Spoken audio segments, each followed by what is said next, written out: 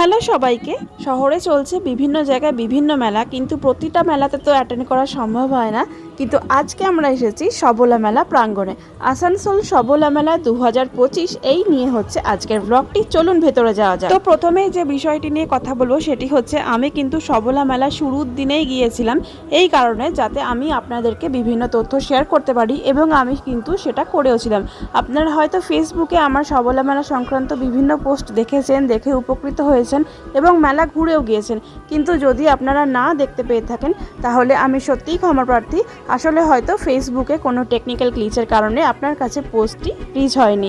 অনেকদিন পর একটি সুন্দর মেলাতে এসেছি, আশা করি ব্লগটি আপনাদের ইন্টারেস্টিং লাগবে। প্রথমেই যে বিষয়টি বলবো সেটি হচ্ছে মেলার ভেন্যু।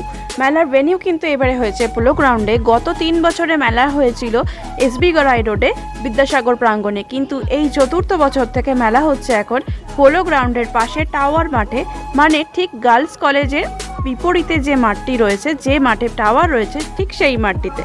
আর গত 3 বছরের তুলনায় চতুর্থ বছর মানে এই বছর মেলা কিন্তু প্রচুর বড় হয়েছে।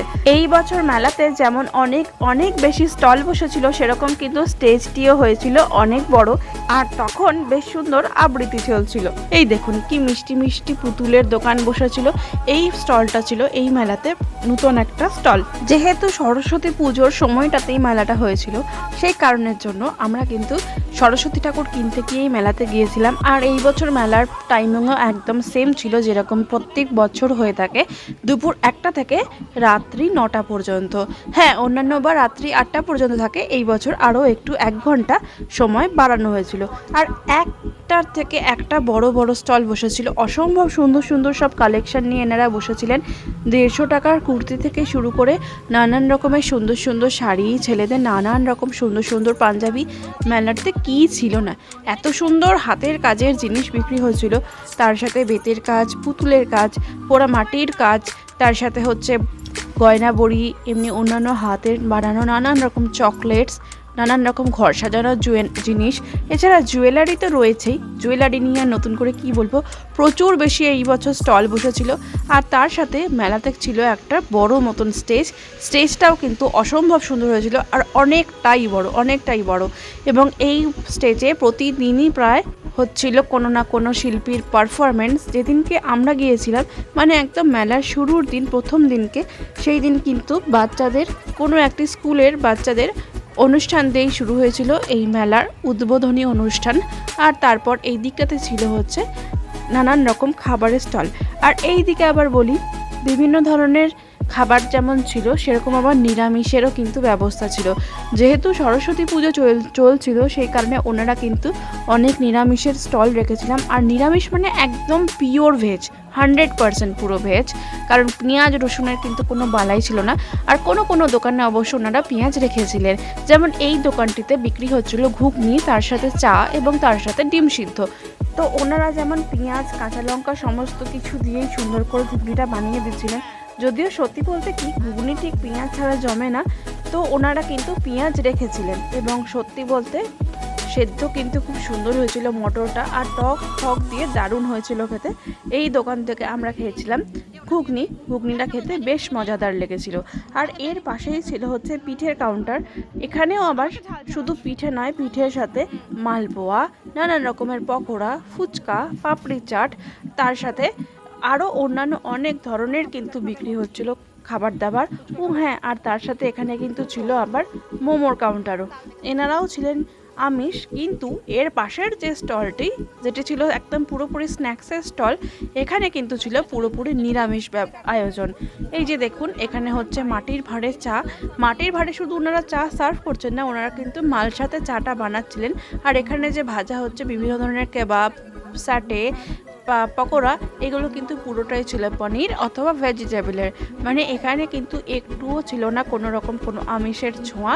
আর ওনারা বলে দিচ্ছিলেন যেহেতু সরস্বতী পুজো চলছে, সেই কারণে অনেকে খাবেন কি খাবেন না ভেবে ওনারা একদম নিরামিষ একটা 100% ভেজ স্টল দিয়েছেন। তো এখানেও ব্যবস্থাপনা খুব সুন্দর ছিল। খালি একটু মনে হয়েছে চায়ের দাম বেশি ছিল, কারণ এই টুকুনি চা 20 টাকা করে নিচ্ছিল, কিন্তু খেতে কিন্তু ভালো, বেশ দুর্দান্ত ছিল।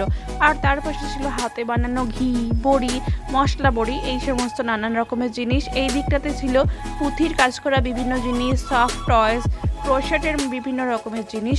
এই দিকটাতে ছিল হাতের কাজে নানান রকমের স্টল, মেয়েদের যাবতীয় নতুন ধরনের জামা কাপড়ের স্টল এসেছিলো এখানে। সেখানে সারিং থেকে শুরু করে জ্যাকেট সব কিছুই মোটামুটি মিলছিল। তবে হ্যাঁ, এই বছর আবার চাদরের কোনো কাউন্টার আসেনি, মানে গায়ের দেওয়া উলেন কোনো চাদরের বা শান্তিনিকেতনের যে স্টলগুলো থাকে সেই টাইপের কোনো স্টল হয়নি। তো মেলা কিন্তু বেশ জমে উঠেছিল। আমরা গিয়েছিলাম ওই 5টা নাগাদ, যখন বেশ বিকেলটাও শেষ হয়ে আসছে আর সন্ধ্যেটাও একটু পরে শুরু হবে, এই টাইমটাতে, যাতে করে মেলাটা সুন্দর করে ঘোরা যায়। আর যেহেতু আমরা সন্ধ্যের মুখটাতেই গেছিলাম, তাই আস্তে আস্তে ভিড়টা আরও বেশি বেড়ে উঠছিল। তবে শেষের দিকে ভালো করে বেশ সমস্ত স্টলগুলো ঘোরা হয়নি, কারণ যেহেতু পরের দিনকেই ছিল সরস্বতী পুজো, আমরা রবিবার দিন গিয়েছিলাম, সেই কারণের জন্য একটু তাড়াহুড়ো লেগে গিয়েছিল শেষের দিকে। তবে অনেক কিছু কিনেছি সস্তাতে, কারণ মেলাতে প্রচুর সুন্দর সুন্দর জিনিস সস্তাতে পাওয়া যাচ্ছিলো। আর সামনেই যেহেতু গরমকাল, আরও অনেক অনুষ্ঠান আছে, তাই অনেক কিছু কিন্তু কিনতে পেরেছি। আর হ্যাঁ, তারপর আমরা বাড়ি ফেরার সময়তে কিনে নিয়েছিলাম মা সরস্বতীকে, কারণ সকালবেলাতে, পরের দিন সকালবেলা 6টা নাগাদ ছিল আমাদের ঠাকুরমশাইয়ের টাইমিং, উনি আসবেন, সেই কারণে সমস্ত জোগাড় যন্ত্র করে রাখতে হবে। তো সরস্বতী পুজোর ব্লগটা আমি শেয়ার করব এরপরে। এই ছিল আজকের ব্লগটা, আশা করি আপনাদের ভালো লেগেছে।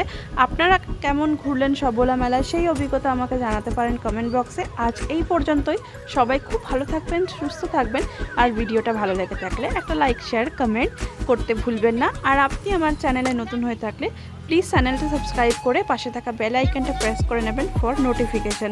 আর আমাকে ফেসবুক আর ইনস্টাগ্রামে ফলো করতে পারেন, সমস্ত লিঙ্ক দেওয়া থাকবে ডেসক্রিপশন বক্সে। Tata, bye bye.